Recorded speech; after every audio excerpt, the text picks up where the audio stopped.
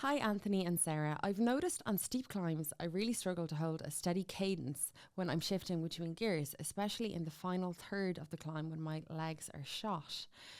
It feels like I'm either grinding too hard or spinning out, and it's costing me time and energy. Is there a technique or a gearing strategy to keep things smooth, or is this just a fitness issue I need to work on? A little bit of both. I think it's a fitness issue. I can't address that as an answer in the question, but I think there's some technique issue which can make it a little bit easier. Anticipating your shifts make a big difference. If you're on a steep climb, the bike doesn't like to shift under tension. So shifting at the right moment can make a huge difference. And if you wait until the cadence feels really bad and it starts to get on top of you and you're grinding a gear, it can be hard to transition slowly and smoothly into an easier gear. So looking ahead and anticipating your shifts and shifting before the gradient makes a difference.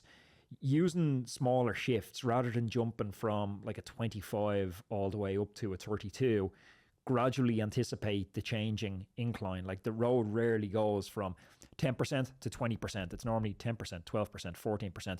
So making micro shifts up the block one at a time, all as the gradient progresses, change your gears. But also, as your fatigue levels increase, you might need to to keep the cadence, you might need to come down the block, even if the gradient's not going up, but your fatigue levels are going up, maybe just bring it. Yeah, I would almost put that into pacing, which is probably the main thing. It's like knowing the length of the climb. Like you shouldn't be massively starting to slow towards the top of a climb if you know how long it is. Most of us are riding climbs that we know the length of if it's on the club spin. But if you aren't, just turning on functions on your Garmin or on your Wahoo that show you the upcoming climb. You use Hammerhead actually, and it has a brilliant upcoming climb feature which shows you gradients when it's starting. Yeah, it's a little graphic right in front of you basically, and it kind of goes into like green, yellow, green, red or whatever, and you know, okay, I'm coming up in 50 meters, I'm coming up to like a red. So and I also think understanding actually what gears you have, like you're riding my old bike, it's not brilliantly geared for you. It's a 5339, which is a traditional racing setup. You could probably do like a 5036, giving you just a bit more range. You're going to struggle for gears on climbs rather than like gears in line outs at 55k an hour. It's not as applicable when you're doing club spins and like I do like when I'm out and doing a hillier ride and I'm on my gravel bike, because I just feel like I've way more options. But even understanding and starting to understand the terminology in that is really helpful. Like starting to understand what's the difference between a 53 and a 52 versus an 11 and a 12 on the back. Someone will message this in the comments, or someone maybe link it up in the comments. There was a guy, I think it was Sheldon Brown, had this really cool gear calculator years ago. He had an amazing online reference where he was just a dude who created a blog, and the blog expanded to become like the definitive guide for cycling, including tools, mechanicals.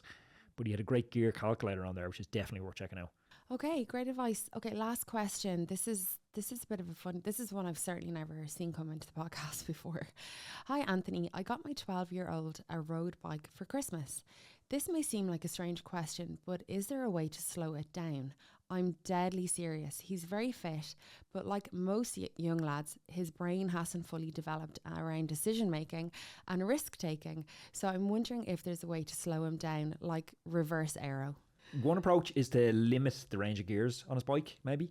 So don't, like we were talking about for the guy, or you're on a 5311. You're going to pick up a lot of speed in a 5311. If you stick someone juniors, I think the restrictions got removed last year, but there was gear and restrictions up to a couple of years ago for juniors.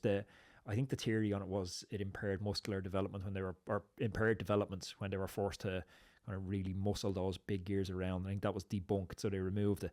So now juniors are like winning senior races when they're good enough. But you could limit his gears. Another one you could do might help a little bit is like wider tires on for him, although the data on that's nearly shown they're faster at points. They're definitely less aero, lowers tire pressure a little bit. But the main thing is just like get him to focus on bike handling.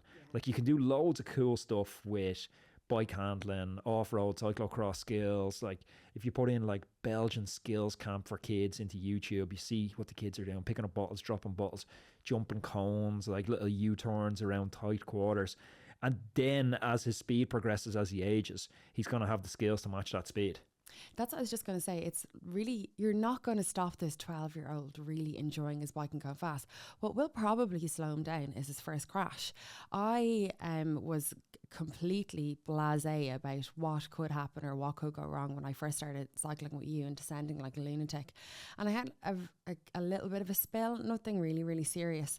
And it just makes you think then at that point, you know, oh, wow, things can get a little bit tricky here. So a little bit of a spill, I'm not wishing that upon your 12-year-old son, but as he experiences more on the bike and as he kind of has a couple of near misses and things happen like where he's like, whoa, that was kind of trickier, that could have gone wrong very quickly, that will give him that experience to, you know, maybe rein it in a little bit. Well, I also think choose terrain, because that's one of the things is like you were in Colombia on long descents when really you should have been in Qatar up and down the flat road.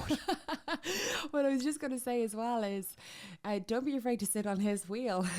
Let him do the work out front and sit on his wheels and kind of keep the pace down as well. But I think you're so right, Anthony. It's more of a bike handling. But you can give him approved routes. You're allowed to ride this route, but you're not allowed to ride this route. Like if it's long descents, you know, you don't want him in long Alpine Pyrenean descents if he's bad decision maker or poor bike handling.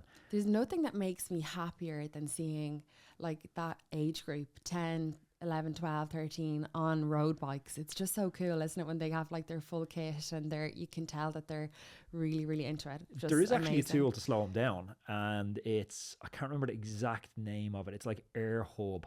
Michael Freiberg, who was the world Omnium champion, I think it was like back in 2012, 2013, created a hub which almost had like an internal brake on it for if you were going on a group ride and you were way stronger than everyone on the group ride and you wanted to add 10, 15, 20, 30 watts of resistance to your ride, it adds an internal brake. So people used them in flat terrains. Like I coached some people in Doha and they couldn't get, you know, access to climbs. So you could mimic the effects of a climb by having this front braking hub on the bike. Can't remember exactly what it's called or if it's still in production, but it was a great idea. Feels like that will eventually make them stronger and faster as well. Definitely will, yeah. Just don't let the hub off. Don't let the hub off. Oh, thank you for writing in for that question. That was very original. Never heard that before. Roadman, whether you're a weekend warrior or a world tour rider, the right tools can make all the difference. Enter 4i's Precision 3 Plus Power Meter, the latest innovation from 4i, designed to help you reach peak performance. The Precision 3 Plus Power Meter is a compact yet powerful unit. It weighs just 9 grams and it's packed with features that set it apart, including integration with Apple's Find My network, giving you the peace of mind by letting you track your power meter wherever it is. Plus, you've got up to 800 hours of battery life. We all know that accuracy is key, and 4i's delivers a groundbreaking plus or minus 1% accuracy thanks to their unique 3D strain gauge technology. For those seeking even more data, the Precision 3 Plus Pro Power Meter offers dual-sided power meter metrics, giving you detailed insights into pedaling efficiency, torque effectiveness, and left-right balance. 4i's offers versatile product options to suit your needs. Choose from ride-ready power meters with pre-installed units on Shimano cranks, or up for factory-installed power meter, where you send in your crankset for a custom installation. Ready to elevate your cycling game? Trust 4i's Precision 3 Plus Power Meter. Precision, performance, and peace of mind all in one. Learn more by visiting 4iii.com. That's 4iii.com. I'm going to put that in the description down below.